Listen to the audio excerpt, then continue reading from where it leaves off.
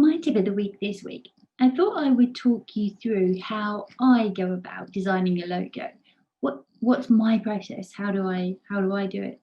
Just because this is going to be you if you're doing it yourself potentially, or you if you're going to be working with a graphic designer. Step one of my process, I like to talk a lot. Actually, no, that's not true. I like to listen a lot. I like to ask a lot of questions of my client to find out who they are, what their personality is like, what their values are, what really matters to them, how they want the world to perceive them. What is it that their clients need to feel about them to really want to work with them? So I get a massive understanding of how the world needs to feel about you in order to want to work with you.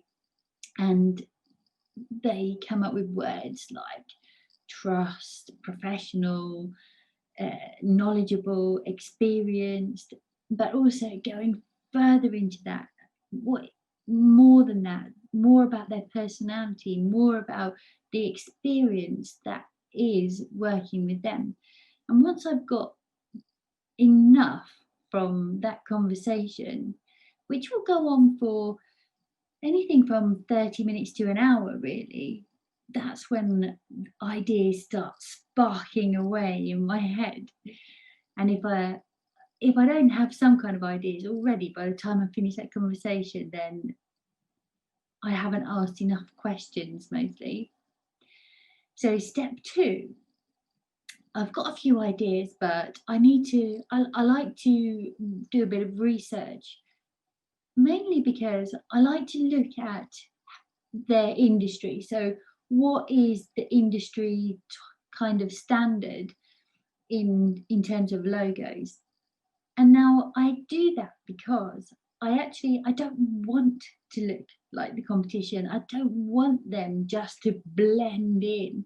I kind of want them to stand out, to make an impact, to do something better if I can than everything else in the marketplace. So yeah, I have a good look around, but being mindful that I'm not going to copy anything. I'm not going to make them, as I say, blend in. I want them to stand out.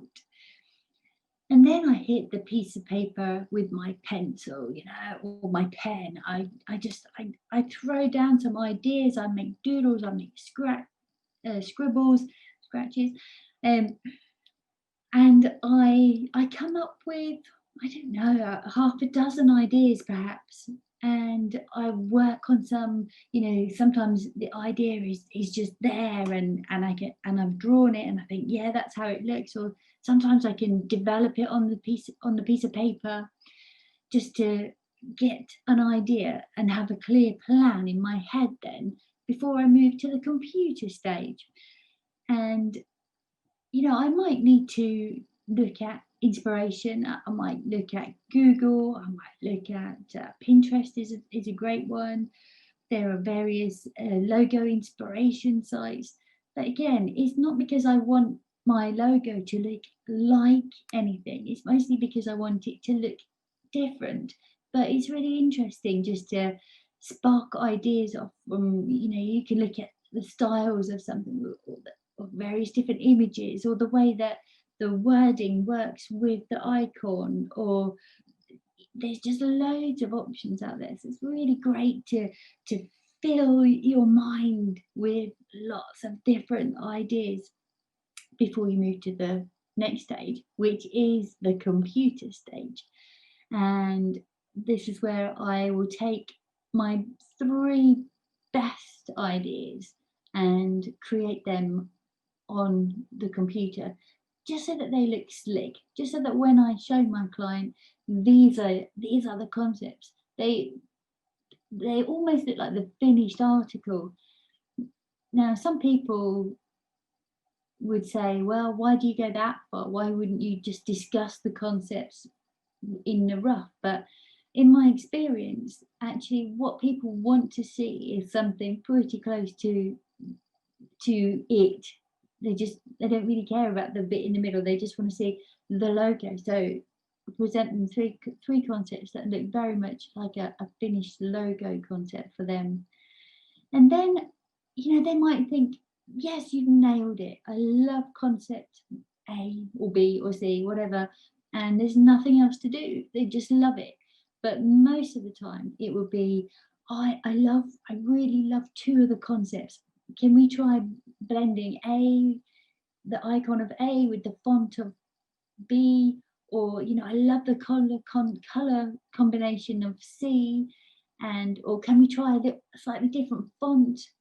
So there's sometimes, most times, a bit of tweaking to be done to get to the point where they look at their logo and think, yes, that's it. That logo represents me. And that phase of backwards and forwards, as I say, it can be short, or sometimes it can be quite long, just depending on the client really, and how visual they are. And sometimes clients need to see stuff just to be able to say, no, that's not right. I don't want it like that. So it just varies tremendously. People are invariably say to me, no, I'm really sorry, I must be the most painful person in the world. And I think, well, no, actually, absolutely not. It's more important to me to get it right rather than not to get it right. So I don't mind. Essentially, I want it to be perfect. And that's kind of the process. So it's very much a collaboration, working together, and you tell me everything and I get it, and then I do a lot of researching and looking around and scribbles, and then put it on the computer, and then I tweak it and mess around with it a bit more, and then I send it to my client and have my fingers deeply crossed that they love it, and then we work it until it is absolutely perfect. So that is what you can expect from a designer. And I hope that really helps. I shall see you next week.